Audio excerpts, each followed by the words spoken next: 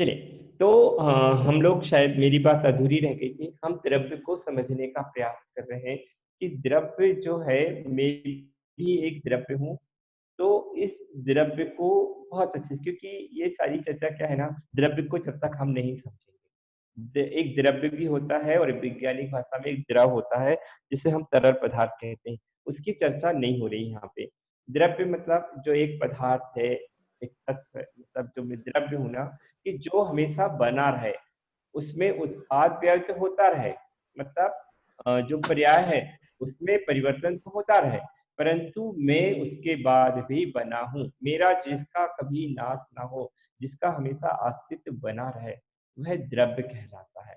जैसे मान लो कोई शक्कर है या मिश्री है, उसको आप कितना भी बारीक से बारीक पीस लो, परंतु उसके जितने छोटे-छोटे कण होंगे ना, उसमें वह द्रव्य बना हुआ है। उसके वह जो गुण हैं, वह बने हुए हैं, वह कभी भी खत्म नहीं होते या कभी भी नाश नहीं होते। तो यह द्रव्य की चर्चा चल रही है कि जैसे मैंने अभी कहा था कि जैसे जो धर्म द्रव्य है, वह जैसे आकाश में हवाई जहाज उड़ के एक स्थान से दूसरे स्थान जा रहा है। इस तरह अधर्म द्रव्य है, पंखा बंद किया तो वह उसको रुकने में सहायक हो रहा है। और एक काल द्रव्य जो है, वह किसी चीज में परिवर्तन हो रहा है, तो वह काल द्रव्य से पता चल रहा है कि जैसे कोई लकड़ी है, लकड़ी के जो परमाणु जो हैं, लकड़ी में ही होते हैं। अब जैसे इसको जला दिया हमने, तो वह कोयला बन गया, ठीक है ना? तो जो उसके परमाणु वही की वही हैं, सिर्फ रूप में परिवर्तन हुआ है। जो अभी तक लकड़ी हमको पीले या कत्थई रंग की दिख रही थी, वह अब हमको कोयले के रूप में काली दिखाई दे रही है। अब फिर हमने कोयला को जलाया, तो वह कोयला जो था सफेद रूप में परिणमन हो गया। ये रूप में परिवर्तन हुआ है, उसके जो गुण हैं, उसके जो परमाणु है ना, उसमें परिवर्तन नहीं हुआ है। तो शायद समझ में आ रहा होगा, द्रव्य उसका अस्तित्व हमेशा बना रहता है। वह अस्तित्व कभी भी खत्म नहीं होता है, उसका नाश नहीं होता है। पर्याय भले ही उसकी बदलती रहे, जैसे शक्कर है, हमको कैसे दिखाई देते हैं वो, दाने-दाने दिखाई देती है वो शक्कर। उसको अगर पानी में घोल भी लेंगे हम, तो भी उसका जो द्रव्य, उसके जो गुण है मीठापन के, वह पानी में भी बने रहेंगे। वह गुण कभी खत्म नहीं होता है। तो हम ये 6 द्रव्य में से वही बात कर रहे थे अभी, कि हमने 3 द्रव्य को समझ लिया कि हवाई जहाज को चलाने में धर्म द्रव्य, पंखा जैसे रुक रहा है तो उसका धर्म द्रव्य, और इसके बाद में जैसे कोई आम आदमी पक रहा है, उसकी पर्याय परिवर्तन हो रही, तो यहाँ पे काल जो द्रव्य है, इसमें मतलब तीनों चीज़ों में थोड़ा-सा समझें अच्छे से कि हवाई जहाज उड़ रहा है, तो उसको नहीं पता है कि मैं उड़ रहा हूँ, मैं हवा में हूँ, मेरे को कोई पायलट चला रहा है, मेरे अंदर कितने सारे लोग बैठे हैं, ये हवाई जहाज नहीं जानता है, ठीक? इसी तरह पंखा रुक रहा है, तो पंखे को भी नहीं पता है कि मैं चल रहा था अभी तक, मैं रुक रहा हूँ।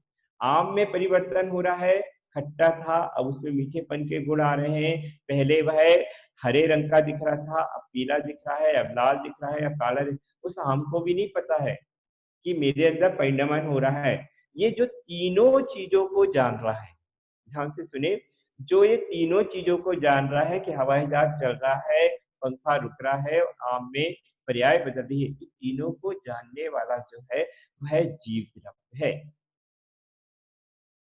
मतलब मैं 6 द्रव्य को बहुत अच्छे से छोटे से रूप में समझा दे रहा हूँ मैं, ताकि आप लोग इस चीज़ को बार-बार फिर ध्यान ही रहे आपके। तो इन तीनों को जानने वाला, कोई चल रहा है, ये भी जीव द्रव्य जान रहा है, कोई रुका हुआ है, यह भी जीव द्रव्य जान रहा है, और किसी वस्तु में कोई परिणमन हो रहा है, किसी रूप का परिवर्तन हो रहा है। कोई जैसे छोटा बच्चा, बच्चे से वह बड़ा हो रहा है, किशोर हो रहा है, जवान हो रहा है, फिर अधेड़ अवस्था, फिर बुढ़ापा, मतलब ये सारी चीज़ों को जानने वाला जो है वह जीव द्रव्य है। अब जीव द्रव्य जो है वह कैसे जान रहा है, किससे जान रहा है? तो वह जो उसको इंद्रियाँ आदि मिली हैं, 5 इंद्रियाँ होती हैं हमारे, मन होता है, तो ये पुद्गल है ना? तो हमको जो इंद्रियाँ मिली हुई हैं, ये पुद्गल है, मन जो है पुद्गल है, जिसे आँख से देख रहा है। देख आत्मा रही है, परंतु निमित्त क्या बना हुआ है? पुद्गल। आंख जो पुद्गल है इसके माध्यम से आत्मा देख रहा है। तो ये पुद्गल भी इसका काम हो गया। पुद्गल का गुण क्या होते हैं? स्पर्श, रस, गंध और वर्ण, ये इसके गुण होते हैं। तो इससे यह इंद्रियों आदि के माध्यम से यह जानता है। अब पांचों द्रव्य की बात कर ली, जीव की बात हो गई, पुद्गल की भी बात हो गई, धर्म की बात हो गई, अधर्म की बात हो गई और काल की भी बात हो गई। अब ये सारी चीजें की बात है, तो ये सारे द्रव्य कहाँ पाए जाते हैं? तो ये कहाँ पाए जाते हैं? आकाश में। मतलब आकाश ने इन सबको अवगाहना दी हुई है या रहने का स्थान दिया हुआ है, जिसे हम लोकाकाश कहते हैं। तो ये हो गई 6 द्रव्यों की चर्चा। जीव और पुद्गल, इनमें क्रियावती शक्ति होने के कारण यह एक स्थान से दूसरे स्थान तक गमन करते हैं। जैसे जीव और पुद्गल दोनों मिल जाए, जैसे मेरे अंदर जीव बैठा है और उसके साथ में ये पुद्गल जो मेरा शरीर दिखता है, इसके कारण यह एक स्थान से दूसरे स्थान, दूसरे स्थान से चौथे तीसरे स्थान गमन करते हुए दिखता है हमको। या पुद्गल से पुद्गल हो, ये भी गमन करते हैं। पुद्गल से पुद्गल गमन करते कैसे? जैसे हम बच्चों के देखते हैं, जैसे गाड़ी है ना, ट्रेन है, हवाई जहाज है, ये इतनी सारी चीजें ना, ये पेट्रोल आदि से या इलेक्ट्रिक के माध्यम से, क्योंकि वो भी क्या है? पुद्गल ही है। अब जैसे पंखा चल रहा है, तो पंखा क्या है? पुद्गल है, और जो करंट उसमें आ रहा है वह भी पुद्गल है। दोनों पुद्गल है।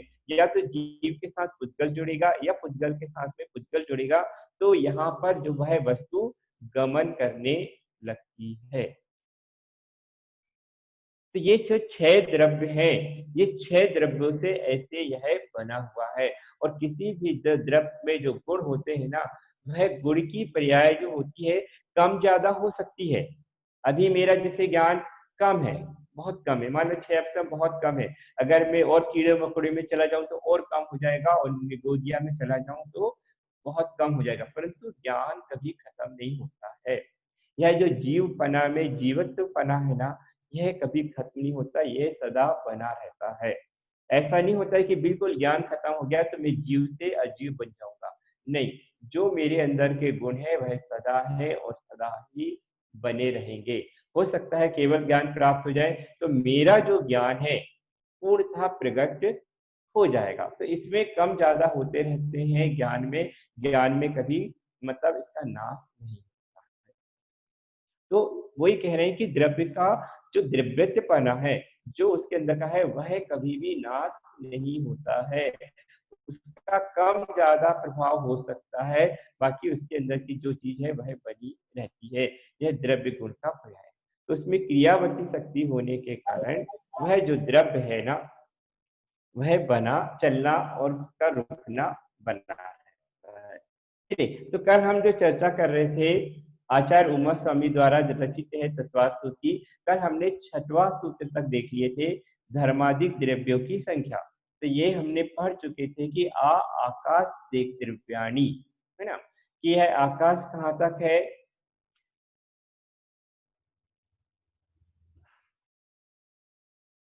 तो आकाश पर्यंत द्रव्य एक एक है ना। तो धर्म द्रव्य, अधर्म द्रव्य, आकाश द्रव्य एक एक है। ध्यान से सुन ले, ये शायद हो सकता है कि आगे आपको प्रश्न आ जाए। आकाश द्रव्य एक है, धर्म द्रव्य एक है, अधर्म द्रव्य एक है। और असंख्या मतलब अनंत अनंत कौन है? जीव है, क्योंकि इसको जीव अनंत अनंत इसलिए बोलते हैं कि एक इंद्री में भी है, 2 इंद्री में है, 3 इंद्री में है, मार्गण आदि स्थानों में है, गुण स्थानों आदि में है। तो इसके अपेक्षा से इसको अनंत अनंत बोला जाता है।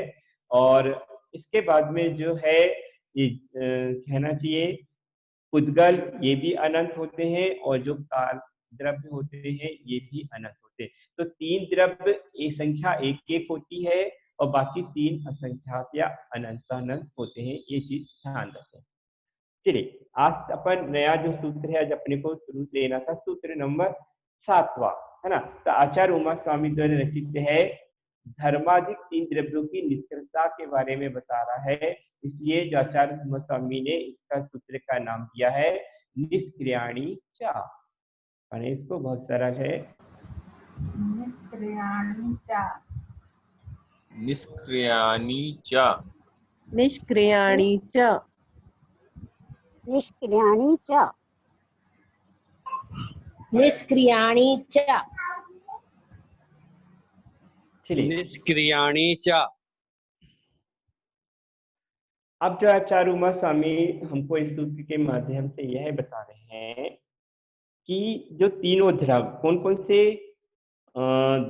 धर्म द्रव्य, अधर्म द्रव्य और आकाश, ये क्रिया रहित है। क्रिया रहित मतलब निष्क्रिय किसको बोला जाता है? जो एक स्थान से दूसरे स्थान पर गमन नहीं करता है उसको निष्क्रिय बोला जाता है।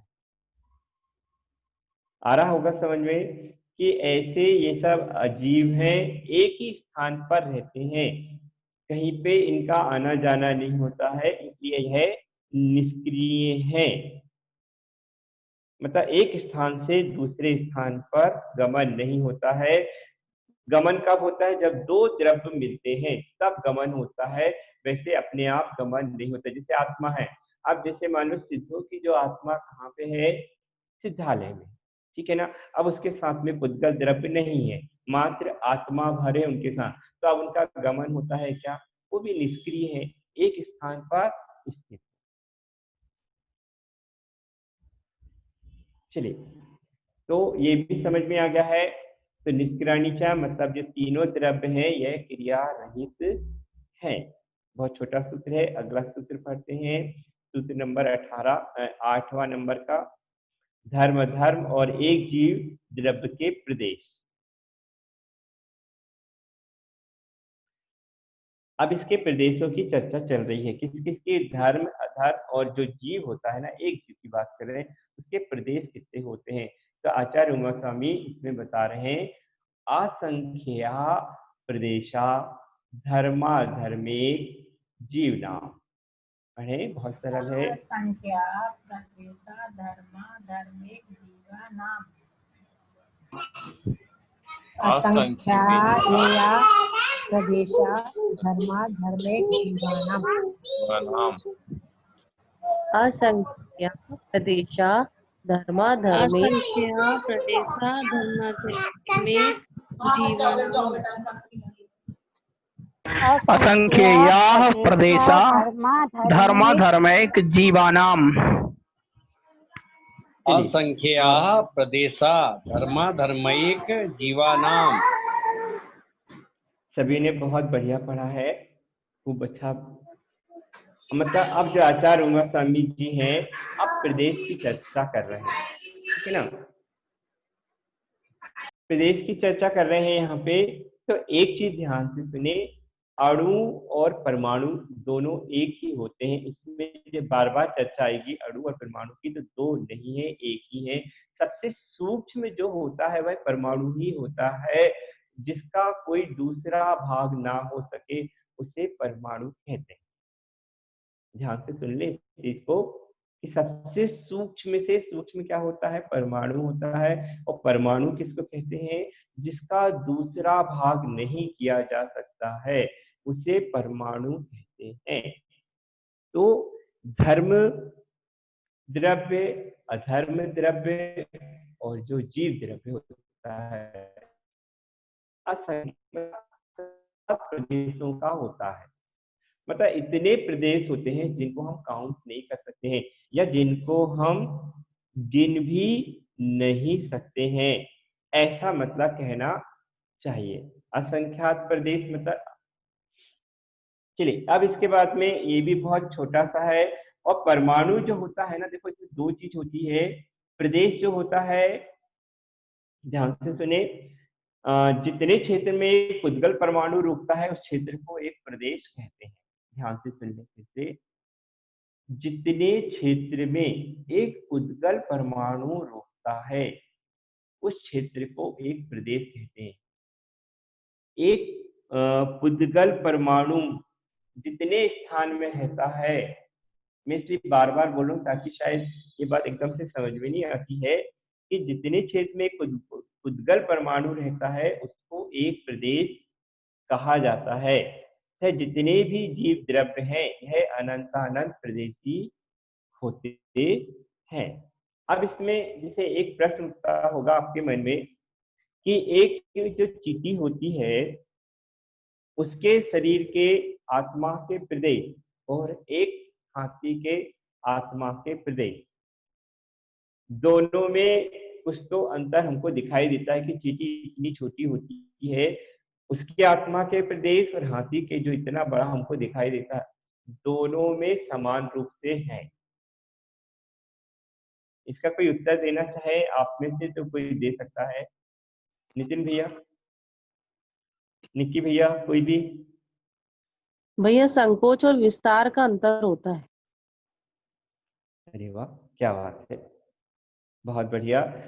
आत्मा में संकोच और विस्तार का दोष होने के कारण यह सूक्ष्म से सूक्ष्म बन जाता है और बड़ा से बड़ा बन जाता है। मतलब जैसे होते हैं ना, जब शिवजी भगवान समुद्र घात करते हैं तो उनके जो आत्मा के प्रदेश हैं पूरे लोकाकाश, जितना बड़ा ये लोकाकाश है, मतलब नरक के निगो जो सबसे आठवें, मतलब कहना चाहिए नरक के सबसे नीचे भाग से लेके स्वर्ग के सबसे ऊंचे भाग, मतलब सिद्धालय तक में उनके परमाणु जो है फैल जाते हैं, इतना बड़ा होता है। परंतु हमारा वैसे जो जीव प्रदेश जो रहते हैं ये काया प्रमाण होते हैं, जितनी बड़ी हमको काया मिलती है उसके हिसाब से यह संकुचित और विस्तार हो जाता है। अब जैसे इसको और उदाहरण से समझना चाहें, अभी तो जैसे मान के चलो कि 2000 का जो नोट होता है, परंतु जैसे अमेरिका वगैरह है, डॉलर वगैरह में 10,000 का या 10,000 डॉलर का भी कहना चाहिए वहां पे नोट वगैरह होता है।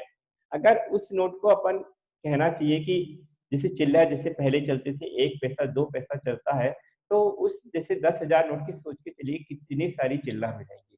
1 पैसे मिलोगे तो हो सकता है कि बोरी भर जाए, है ना, फिर 2 पैसे ले तो उससे कम, फिर ऐसे करते करते जब हम कहना चाहिए कि भरते चले जाएं, 1 लें तो भी कितने सारे पैसे सिक्के हो जाएंगे या नोट हो जाएंगे।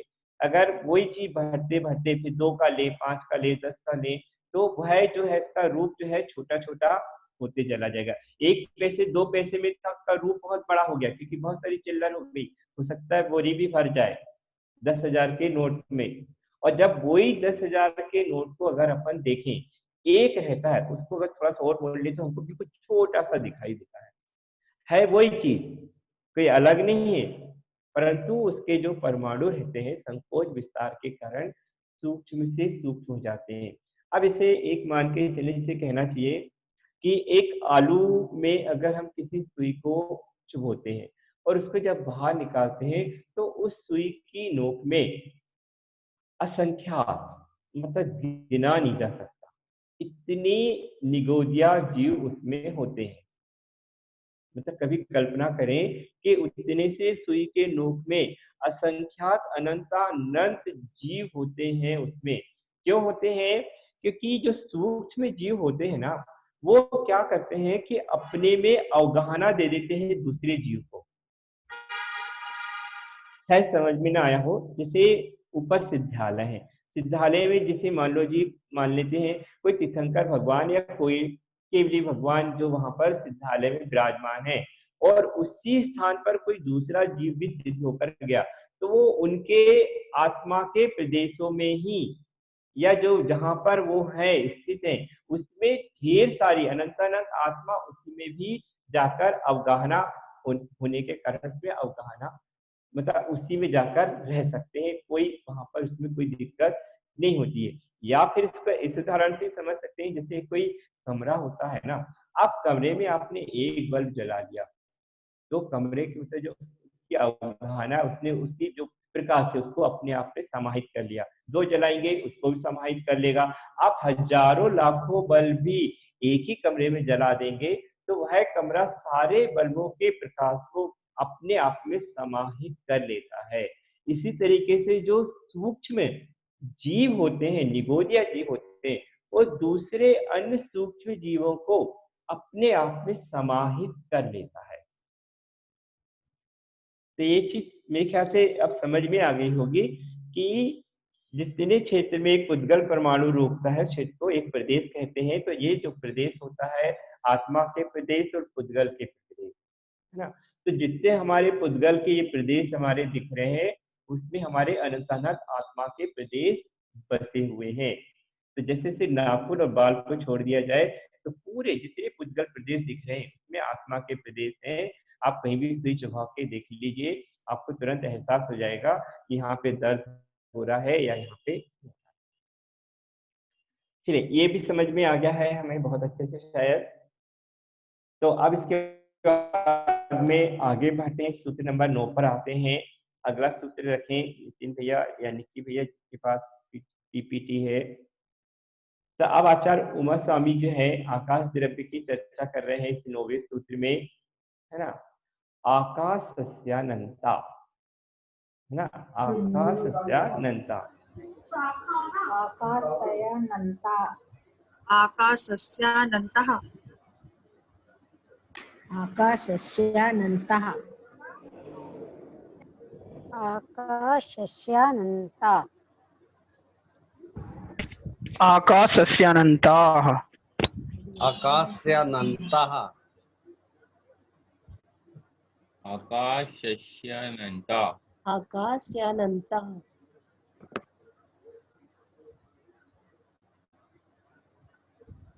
चलिए, सभी लोगों ने पढ़ लिया है।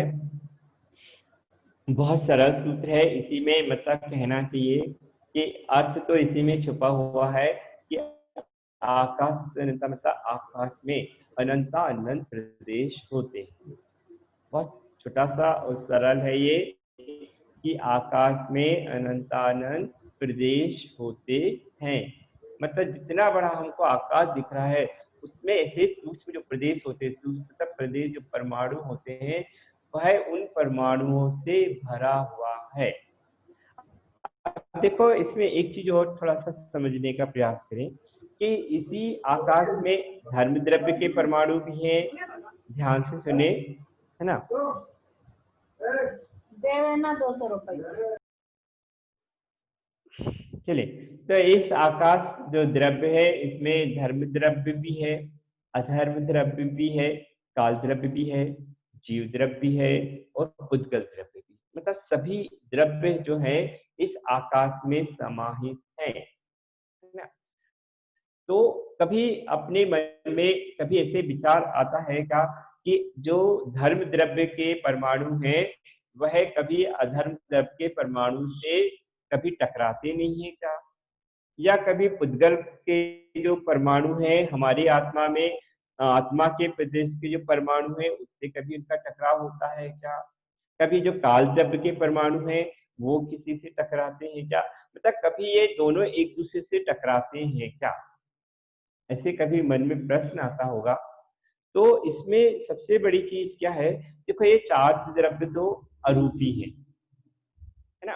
5 है कहने से, पुद्गल छोड़ के बाकी सब अमूर्तिक है, अरूपी है।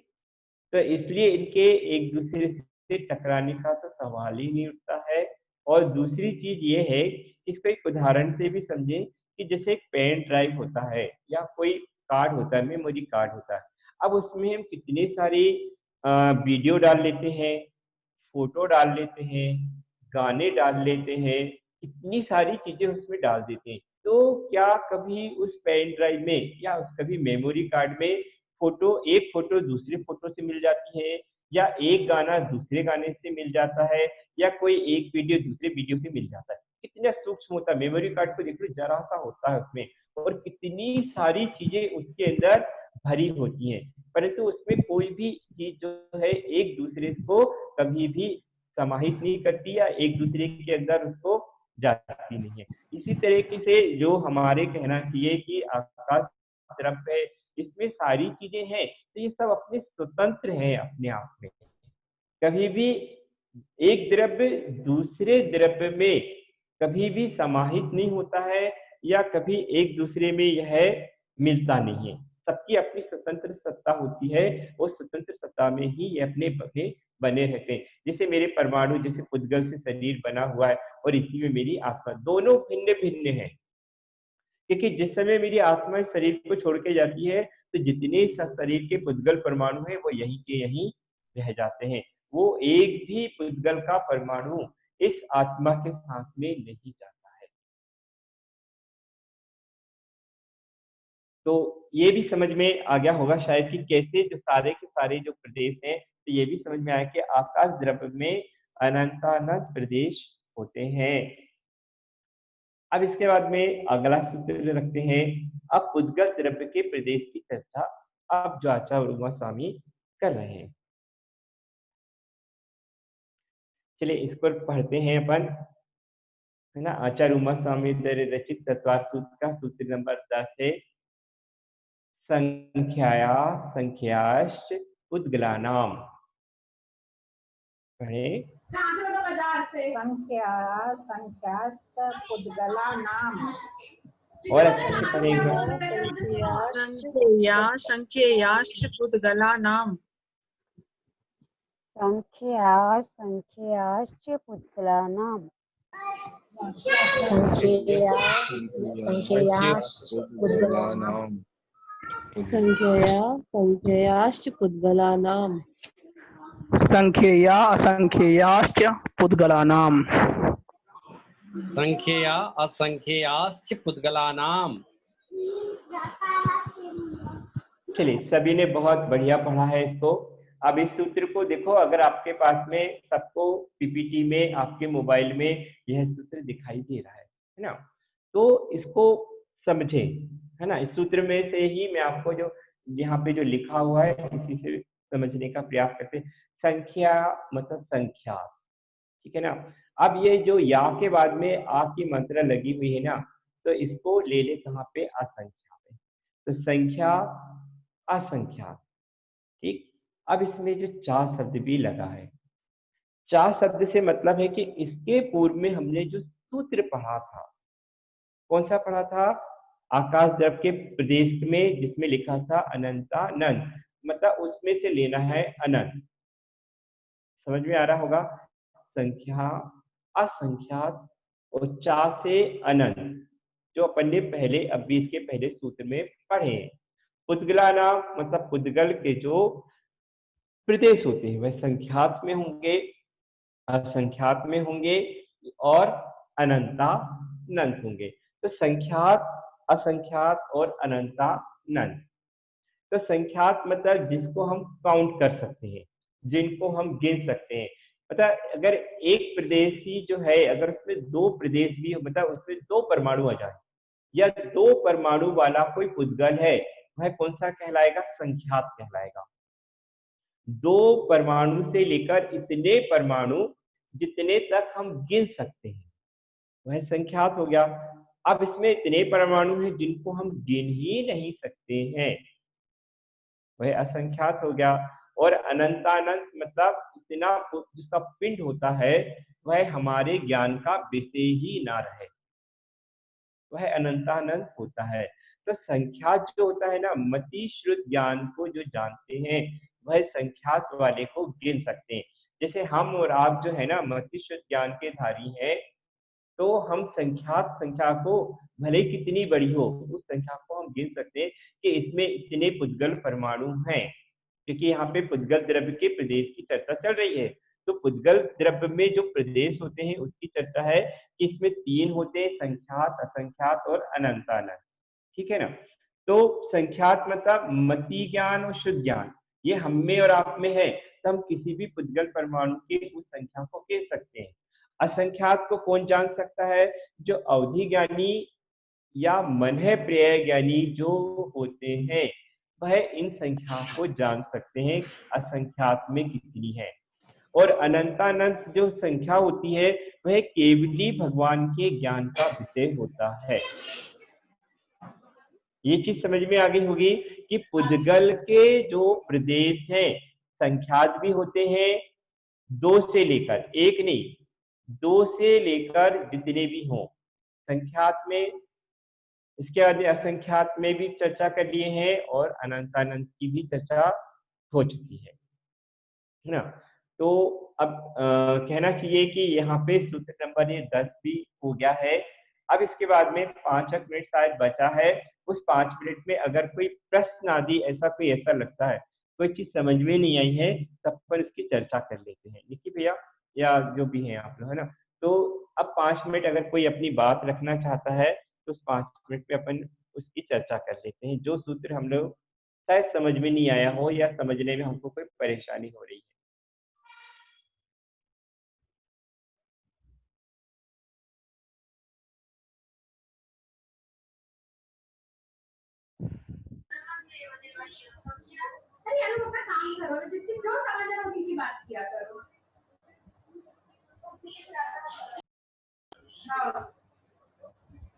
नितिन भैया, निक्की भैया,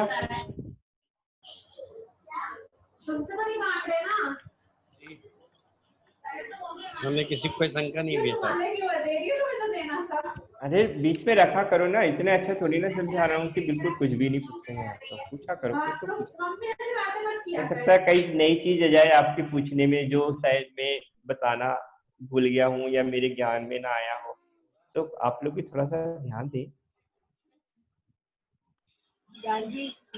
और बीच में अच्छा है, थोड़ा मनोरंजन भी होते रहता है, लोगों की आवाज आते रहती है, थोड़ा सा मनोरंजन भी हो जाता है, ये अच्छी चीज है। अरे आवाज तो आ रही यहाँ वहाँ की। वैसे कह रहे हो मनोरंजन भी हो रहा है बीच बीच में, तो कहीं कुछ नहीं है, सब शांत है नहीं, मतलब आगे है एक ना। सूत्र कंप्लीट कर दीजिए। चलिए एक सूत्र और ले लेते हैं तो फिर, है ना। सूत्र नंबर 11 ले लेते हैं। अब परमाणु के प्रदेश की चर्चा कर रहे हैं यहाँ पर। हेलो हेलो जी एक सूत्र ले लीजिए 5-6 मिनट। हाँ हाँ बोलो ना। हाँ चलिए ठीक है ना, तो चलिए अब सूत्र नंबर 11 की चर्चा कर रहे हैं हम यहाँ पर, कि 11वें नंबर सूत्र है सबसे छोटा, मतलब ये तत्वार सूत्र का ना सबसे छोटा सूत्र जो है ये है नाड़ो, है ना। नाड़ो मतलब सूत्र नंबर 11 पढ़े सभी इसको।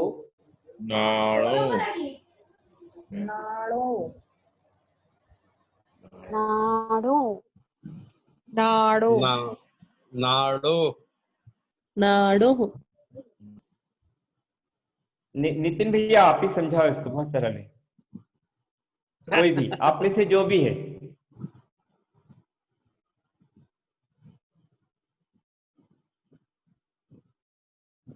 भैया आप ही समझाओ। अरे सर बहुत सरल है ना, बोलो तो सही। चलिए अब इसमें आचार्य उमा स्वामी जो है ना, इस नाड़ो छोटे से आप जो परमाणु के प्रदेश होते हैं, जिसके अपन बात कर रहे थे पुद्गल के परमाणु के प्रदेश, तो प्रदेश जो होते हैं अभी इसके पहले चर्चा कर ली थी, जिसके खंड नहीं हो सकते हैं, इसको दो भागों में नहीं बांटा जा रहा है ना, उसको बोला जाता है अणु। नाड़ो मतलब ना अड़ो मतलब जिसके दो भाग नहीं हो सकते हैं, जिसके खंड नहीं हो सकते हैं, ऐसे अणु। मैंने इससे पहले ही बता दिया था कि बार बार चर्चा होगी अणु या परमाणु की, तो दोनों एक ही है, अलग अलग नहीं, ठीक है ना। तो ऐसे जिनके वो नहीं हो सकते हैं। अब इसी में फिर बीच में एक प्रश्न भी आता है इसी में, कि जो कालाणु होते हैं, काल द्रव्य में जो कालाणु बोलते हैं उसको, है ना, तो वह भी कैसे होते हैं, तो वह भी सूक्ष्म होते हैं, किसके बराबर होते हैं, जितने ही पुद्गल परमाणु जो होते हैं ना, इसके के परमाणु ही होते हैं, दोनों ही एक से होते हैं, मतलब दोनों का अंतर नहीं होता है। उनकी जो कहना चाहिए कि सूक्ष्म से सूक्ष्म जो होता है वह होता है। तो पुद्गल परमाणु की बात चली है, तो पुद्गल परमाणु में एक चीज और बता दूं मैं आपको, कि इतने सूक्ष्म होते हैं, स्थूल भी होते हैं ये पुद्गल और सूक्ष्म भी होते हैं। तो पुद्गल के 6 भेद किए गए हैं। इसके पहले अपनी शायद किसी ने सुना हो कि इसके 6 भेद पुद्गल के किए गए हैं। कौन कौन सा है? स्थूल स्थूल, स्थूल स्थूल सूक्ष्म, यहाँ से पलटना शुरू करें, सूक्ष्म स्थूल, सूक्ष्म और सूक्ष्म सूक्ष्म, क्योंकि इसको थोड़ा सा जानना भी जरूरी है, क्योंकि ये समझ में आ जाएगा तो बहुत जल्दी सारी चीजें समझ में आएंगी। स्थूल स्थूल किसको बोला है? जिसको मतलब कहना चाहिए उसके अलग नहीं होता, मतलब जिसको अलग कर दिया जाए तो जुड़ता नहीं है। जैसे लकड़ी है ना, उसको अगर दो भाग कर दी जाए, पत्थर है, मिट्टी है, इनको अगर अलग अलग कर दिया जाए तो दोबारा जो जुड़ते नहीं है, तो स्थूल स्थूल कहा जाता है। अब स्थूल किसको कहा जाता है? जो द्रवादि होते हैं ना, जो दोबारा जुड़ जाता है। जैसे पानी में से पानी निकालें, दूध में से दूध निकालें, तेल में से तेल निकालें, उसको वापस तो उसी में डाल दिया जाता है। तो ये स्थूल कहलाते हैं। ठीक है ना। अब इसके बाद में स्थूल सूक्ष्म किसको कहते हैं? जिसे कहना चाहिए कि जैसे छाया है, अंधेरा है, जो कहना चाहिए कि हमारे द्वारा इसमें किसी भी प्रकार का परिवर्तन नहीं किया जा सकता। जो नेत्र आदि के जो वो होते हैं, नेत्र आदि जिसका आधार होता है, उसको बोला जाता है स्थूल सूक्ष्म। जैसे छाया है या किसी की परछाई है, आप उसमें किसी प्रकार का परिवर्तन नहीं कर सकते हैं। अब इसके बाद में होता है सूक्ष्म स्थूल होता है। सूक्ष्म स्थूल मतलब जो नेत्र का विषय नहीं है। किसका विषय है? वह कान का विषय है, स्पर्श का विषय है, मतलब जो नेत्र इंद्रिय को छोड़कर बाकी जो 4 इंद्रियों का जो विषय होता है ना, वह काय में आता है? सूक्ष्म स्थूल में। जैसे आपको कोई आवाज सुनाई दे रही है, ठीक है ना, एक इसका नेत्र का विषय नहीं, ये कर्ण का विषय है। हवा आपको कहना चाहिए कि जैसे स्पर्श कर रही है, तो ये स्पर्श से संबंधित है। अब इसको सूक्ष्म स्थूल क्यों कहा जाता है? कि सूक्ष्म भी है, स्थूल भी है। जैसे आपके रिमोट जो होता है, रिमोट को आप जैसे चैनल बदलने के लिए आप कोई भी बटन दबाते हैं, चालू बंद करने के लिए करते हैं, आवाज बढ़ाने के लिए, चैनल बदलने के लिए, सारी चीजें करते हैं। तो उस रिमोट में से जो परमाणु निकलते हैं, ये तरंगे निकलती हैं और जाके क्या करती है, जो टीवी के अंदर उसका जो सेंसर बना होता है, उसको जाके टच करती है। आपको वह परमाणु, सूक्ष्म परमाणु है, दिखाई देते हैं क्या? नहीं देते। वो इतने सूक्ष्म होते हैं, ना उसमें स्पर्श दिखाई देगा, ना रस होगा, ना गंध है, ना वर्ण, कुछ भी नहीं दिखाई देगा, परंतु उसमें होते हैं, परंतु हमारे आंखों का विषय नहीं है। इसलिए इसमें बताया गया है कि जो नेत्र आदि का विषय नहीं है, ऐसे सूक्ष्म परमाणु, ठीक है ना, तो वह परमाणु इसमें से निकल के रिमोट में से निकलते गए और टीवी को जाके स्पर्श किए, तो आपकी आवाज भी बढ़ गई, चैनल भी बदल गया, सारी चीजें हो गई, मतलब जो जो भैया परंतु जैसे ही भैया हेलो, जैसे ही हाँ ये लास्ट हाँ मिनट है, हाँ मीटिंग क्लोज हो जाएगी। हेलो, मैं कहा ये लास्ट मिनट चल रहा है, मीटिंग क्लोज हो जाएगी। चलिए ठीक है ना, बाकी कल कर लेंगे अपन, है ना, हाँ। जनवरी स्तुति कर लेते हैं।